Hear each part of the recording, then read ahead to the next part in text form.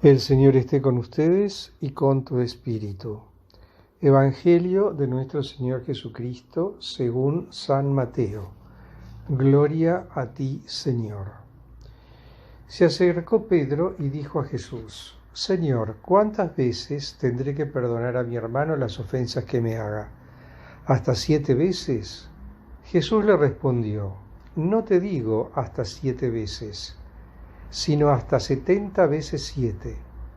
Por eso el reino de los cielos se parece a un rey que quiso arreglar las cuentas con sus servidores. Comenzando la tarea, le presentaron a uno que debía 10.000 talentos. Como no podía pagar, el rey mandó que fuera vendido junto con su mujer, sus hijos y todo lo que tenía para saldar la deuda. El servidor se arrojó a sus pies diciéndole: Dame un plazo y te pagaré todo. El rey se compadeció, lo dejó ir y además le perdonó la deuda. Al salir, este servidor encontró a uno de sus compañeros que le debía 100 denarios, y tomándolo del cuello hasta ahogarlo, le dijo: Págame lo que me debes. El otro se arrojó a sus pies y le suplicó: Dame un plazo y te pagaré la deuda. Pero él no quiso, sino que lo hizo poner en la cárcel hasta que pagara lo que debía. Los demás servidores, al ver lo que había sucedido, se apenaron mucho y fueron a contarlo a su señor. Este lo mandó llamar y le dijo: Miserable, me suplicaste y te perdoné la deuda. ¿No debías también tú tener compasión de tu compañero como yo me compadecí de ti? E indignado, el rey lo entregó en manos de los verdugos hasta que pagara todo lo que debía. Lo mismo hará también mi Padre Celestial con ustedes, si no perdonan de corazón a sus hermanos. Palabra del Señor. Gloria a ti, Señor Jesús. Con este texto concluimos nuestro recorrido por el discurso eclesiológico de Jesús en el Evangelio de Mateo, este cuarto discurso de Jesús, donde nos describe cómo debe funcionar la dinámica interna de la comunidad del reino, de la comunidad de los creyentes. Y nosotros veíamos que la comunidad del reino debía tener un determinado perfil. Veíamos que la comunidad era un lugar de encuentro entre los hermanos, un lugar de oración, que contábamos siempre con la presencia del Señor. Cuando 2 o 3 se reúnen en mi nombre, yo estoy en medio de ellos, dice el Señor. Es también un lugar donde se vive la preocupación por el crecimiento y el crecimiento espiritual y la salvación del alma de cada uno de sus miembros. Por eso el Señor nos propone la dinámica de la corrección fraterna, pero también es una comunidad en la que se vive el perdón. Y entonces acá nos encontramos con un problema que estaba en la mentalidad del piadoso israelita desde hacía mucho tiempo en aquella época, ¿no? O sea, ¿hasta dónde tenía que llegar el perdón por el arrepentimiento? ¿Cuántas veces había que perdonar a alguien que pecaba, que cometía alguna fechoría y luego se arrepentía? ¿Cómo debía funcionar ese arrepentimiento? ¿Cuántas veces había que perdonar la misma falta en el seno de la comunidad? Y bueno, distintos rabinos decían distintas cosas, distintos maestros de la ley daban su valoración, es decir, ponían un cierto límite ahí. Hay quien hablaba de 3 veces, hay quien hablaba de 5 veces, hay quien hablaba de 7 veces. Entonces, ahí surge Pedro, como siempre, tomando la iniciativa, y pregunta: ¿cuántas veces debo perdonar a mi hermano que ha pecado en contra mía? ¿Cuántas veces debo perdonar a mi hermano sus faltas? ¿Hasta 7 veces? Claro, Pedro se mostraba generoso. Tanto hablaba Jesús de perdón que Pedro decía 7. 7 era en la mentalidad hebraica, era un número que expresaba la totalidad, que expresaba un número pletórico, lleno de cosas, ¿no? O sea, la plenitud. El 7 era en cierto modo la plenitud, tanto el 7 como el 10, ¿no? Y entonces el Señor le dice a Pedro, le dice, no, 7 no, 70 veces 7.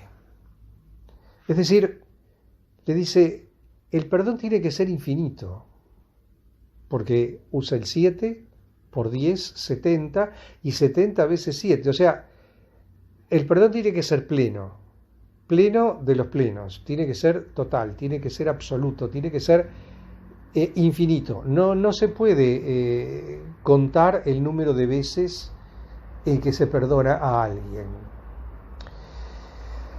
Y esto, y para explicar esto, para explicar un poco más esta afirmación, nos presenta la parábola de este servidor inmisericorde que se niega a perdonar a su compañero la deuda que tenía.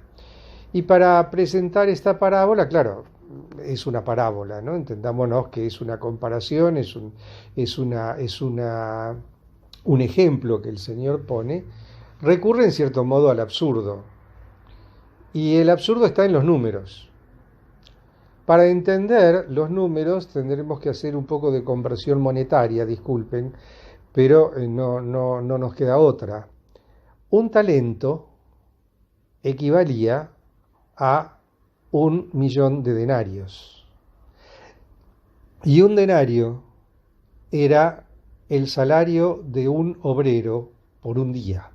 O sea, era el jornal de un obrero, de un operario, de un trabajador en el campo, de un trabajador en la ciudad. El salario era un denario. Es decir que si este hombre debía 10.000 talentos, debía 10.000 millones de denarios, o sea, el jornal equivalente a 10.000 millones de días. Y el Señor se los perdona, porque este primer servidor, el que debía los 10.000 talentos, le pide perdón a su Señor, y el Señor le perdona la deuda, porque el otro se lo suplica, porque el otro se lo pide, porque se muestra arrepentido, porque le promete poder devolvérselo, hacer lo posible por devolvérselo. Evidentemente era una suma astronómica, 10.000 talentos. Mientras que cuando este servidor perdonado sale y se encuentra con un compañero suyo que le debe solamente 100 denarios, es decir, le debe el equivalente al salario de 100 días, lo agarra por el cuello, le exige el pago, lo pone preso por deudas, etcétera, etcétera, etcétera. Entonces acá tenemos la comparación. El Señor le perdona al servidor, pero el servidor es incapaz de perdonarle al hermano. Entonces el Señor se enoja y a este servidor que no fue capaz de perdonar a su hermano, lo entrega para ponerlo en prisión hasta que pague su deuda. Evidentemente una deuda que es impagable. Con este ejemplo, que por eso digo absurdo por las cantidades, 10.000 talentos es una suma que no podía estar nunca disponible para un servidor, frente a 100 denarios, nos hace ver la gran diferencia entre la deuda que nosotros tenemos para con Dios, o que podemos llegar a tener para con Dios, y que el Señor, cuando nosotros le pedimos perdón, cuando nosotros nos arrepentimos de nuestro pecado, nos arrepentimos de nuestras faltas, el Señor está dispuesto a perdonar, y la deuda o el mal que puede habernos realizado alguna otra persona, algún hermano en el seno de la comunidad, y que de repente nosotros no estamos dispuestos a perdonar. Entonces, el perdón en el seno de la comunidad tiene que ser reflejo del perdón de Dios para con cada uno de nosotros. Así como nosotros perdonamos, vamos a ser perdonados por Dios. Si nosotros nos negamos a perdonar al hermano una deuda pequeña en comparación con la deuda que nosotros tenemos con Dios, evidentemente el Señor después, esa falta de perdón de nuestra parte va a repercutir en ese perdón que nosotros le estamos pidiendo a Dios.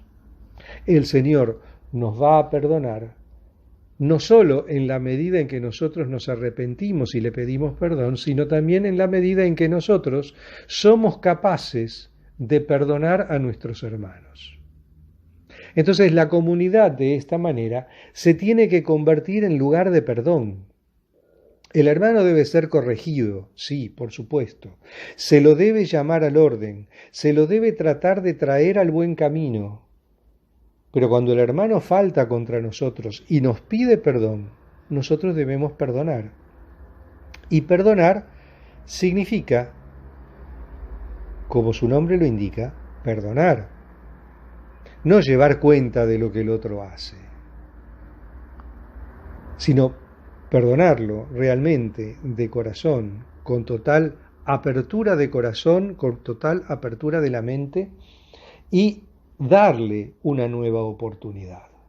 El hermano después está en él, mostrarse digno o no de esa nueva oportunidad que nosotros le damos.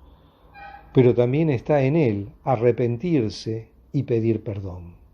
Ahora, si se arrepiente y pide perdón, nosotros tenemos que perdonarlo. Y tenemos que perdonarlo no solo por amor al hermano que nos pide perdón, sino por amor a Dios. Ahí está el punto. Nuestro perdón es un perdón por amor a Dios, por amor a ese Señor que nos perdona tanto, porque nosotros también necesitamos ser perdonados. Y necesitamos ser perdonados por el Señor y necesitamos ser perdonados por los hermanos, porque todos en mayor o menor medida siempre tenemos que pedirle perdón a alguien por algo. No somos impecables, no somos perfectos. Siempre hay algo por lo cual tenemos que pedir perdón. Que no sepamos reconocerlo, que no nos demos cuenta, que no nos querramos dar cuenta, es otro tema. Pero siempre hay algo por lo cual tenemos que pedir perdón. A los hermanos y a Dios. Pero cuando los hermanos nos piden perdón a nosotros, también tenemos que perdonar por amor a Dios. Y porque esperamos que el Señor nos perdone. Y eso está muy claro cuando rezamos el Padre Nuestro. Cuando rezamos el Padre Nuestro decimos, perdona nuestras ofensas como también nosotros perdonamos a los que nos ofenden. Y ahí está todo dicho. Abramos nuestro corazón al perdón. No solo abramos nuestro corazón para reconocer nuestros pecados y saber pedir perdón a Dios, sino también abramos nuestro corazón para perdonar al hermano, perdonarlo de corazón y tener muy presente que el perdón es el eje, es uno de los ejes, porque el otro eje es la oración y el encuentro con Dios, pero el perdón es uno de los ejes en torno al cual gira la vida de la comunidad, de cualquier comunidad. Porque el primer perdón que tenemos que practicar en nuestra vida es con nuestra propia familia, en nuestra casa, con los que nos rodean. Perdón al hermano, perdón a nuestros padres, perdón con nuestro cónyuge, perdón con nuestros hijos. Vivir el perdón en el seno de la comunidad. Alabado sea Jesucristo, por siempre sea bendito y alabado, y que el Señor derrame sobre ustedes su abundante bendición. Amén.